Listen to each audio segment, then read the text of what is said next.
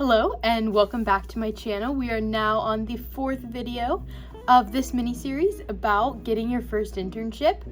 And in this video, I'm going to go into depth on 3 tips that you need to know to ace your next interview. So thank you so much for watching and please like and subscribe. Okay, we're about to jump in. Now, my first piece of advice that I talk about when it comes to prepping for an interview is having 3 stories ready. So I know there's a lot of talk about using the STAR method, which is like situation, task, action, and result. And I think that's a great method, but I think sometimes there's that forgetting what you need to be able to do that well on demand in an interview. And I think the basis of being successful in that is having 3 good stories ready in the forefront so that you can easily reference them, so that you have them down cold and you are ready to go. So I would say with this, you want to pick 3 things that are flexible and that are easy to reuse, that you can reiterate in different questions.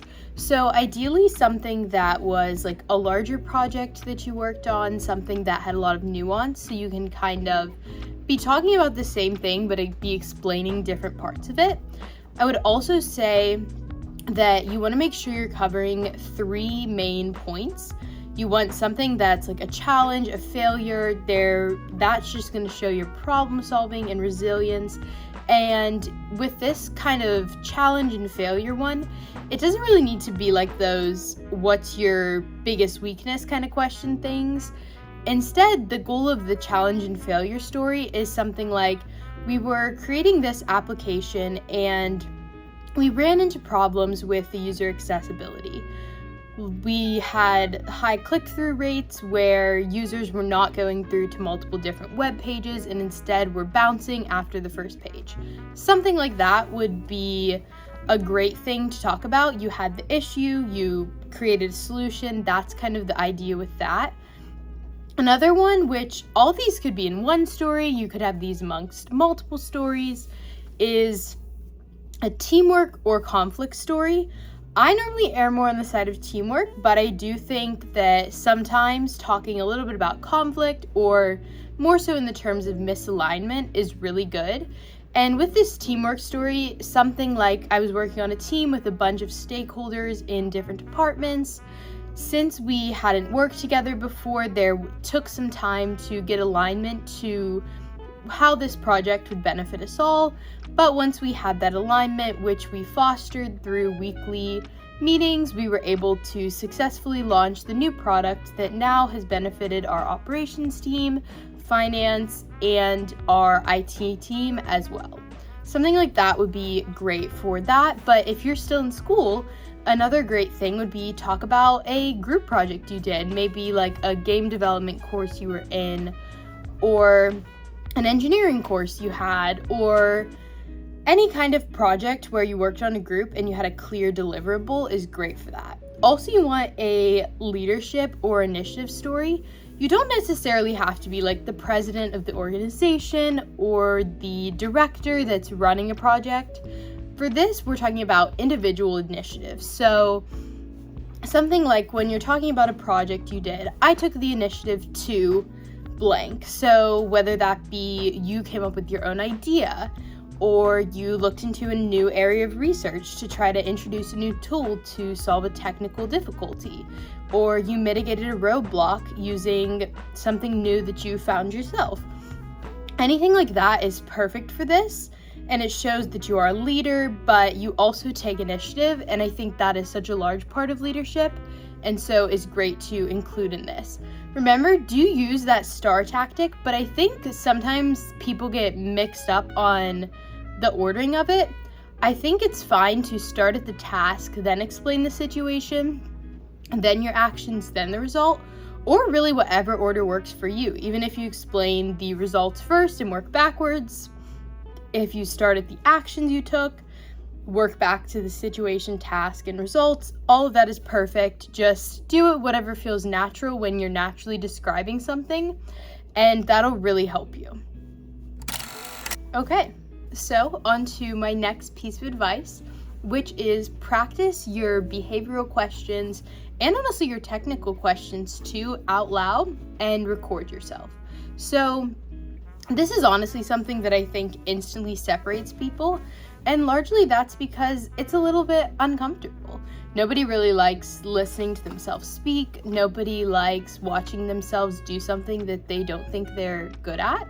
And I think this is something where you are like your own career coach. When you're watching back your film, we'll call it, like in a sport where you might be watching film of yourself or of other athletes, this is a great way to kind of apply that same principle but to the interview process. So ask yourself a question. You could either like go online and kind of have a clip and like have it say it to you, or maybe like AI could say the question to you, like, tell me about a time you were on a team and ran into an issue with another coworker. What did you do? Something like that would be great, but you can find these questions easily online, like common interview questions. And then either say them to yourself, pause, breathe, and go, or have something say it to you online and then do the same.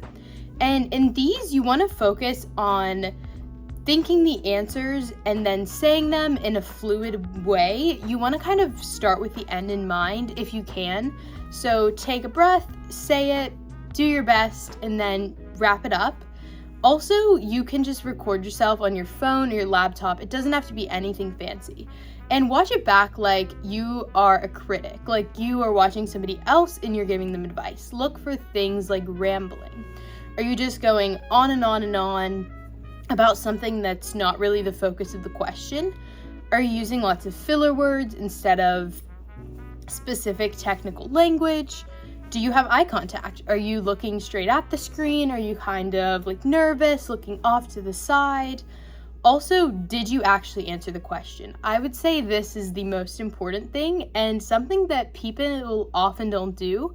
If they're asked a question like, tell me about a project that interests you and what benefits it had to the company or whatever that thing may be, or the school or university or whatever, they might just start up on the first half, go really deep into the interest of the project, but not really get to the point of the question, which is the benefit that it produced.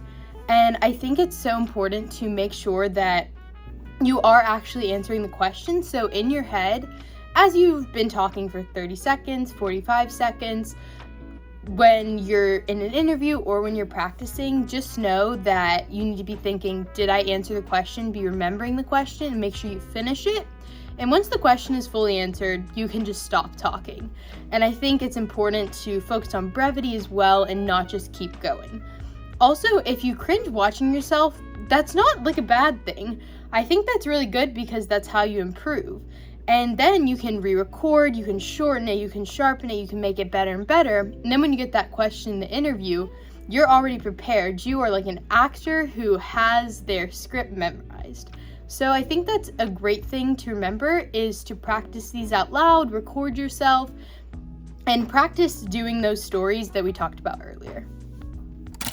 Now, for my third and final piece of advice for this video, I want to talk about the importance of tailoring your responses and your interview prep to the job description. Whenever I am applying for a job, I always take like a screenshot of the job description and just save it in like an Excel file or a Word doc. And that makes it so much easier to later remember what the job description was and make sure that I'm tailoring my answers to that job description in particular. For example, for some companies, I've used like almost every visual mapping software out there, but sometimes they may use Visio, sometimes they may just do it in PowerPoint, sometimes they may use Lucid. And knowing which one they use allows you to use the right terminology for that company. And it's super important because it really shows that you did that research up front and that you're presenting yourself as useful to their situation. And I think that's something that's so important. And luckily for us, every job description tells you exactly what their ideal candidate would have, what they're testing, and focus on making sure that your stories highlight those exact skills. So read the job posting, circle 3 to 5 skills. If you can, kind of know most of them, that's great, but 3 to 5 is a solid thing to start with. Ideally, these would be the ones closest to the top. I think those are normally the most relevant. And when you're answering, name them in your story. So when you're doing your situation, task, action, result, your STAR method answers, you're using those stories, you're practicing recording yourself. Make sure that you're naming those technologies or those skills in your story. So if they specifically mention, like, let's say process mapping, make sure that that's something that you're naming within your story. Or if they are putting something like, we want somebody who has used AutoCAD to diagram designs or something like that, then make sure that you mention when you're talking about drafting your design for something, and I drafted it in AutoCAD. Just little things like that show that not only you have looked at the job description, you are considerate of what the company is looking for, but also that you are the perfect fit for them. And I think a great way, if there's something more like interpersonal skills in there, like they say we want somebody who has great communication skills and time management, just at the end as kind of your little wrap up of your story, being like, this project really tested my communication and time management, which are skills I've continued to develop since the end of that project. And I think doing things like that shows that you're self-aware, you're intentional, and you understand what the role needs. And this tip kind of elevates you from being a good qualified student to a hireable intern. Because if you've got an interview, you are already qualified. At this point, you just want to show that you'll jump right in and be super useful. So, thank you so much for watching to the end. I hope you've enjoyed this video. This is my 4th video in my mini series, Getting Your First Internship. So thank you so much for watching to the end. And please like, subscribe, and share these videos so they can reach as many young professionals and college students as possible. And just remember, you don't need to be perfect, you need to be prepared, and preparation is a skill you can control. Best of luck on your interviews, and looking forward to seeing you in my next video. Bye!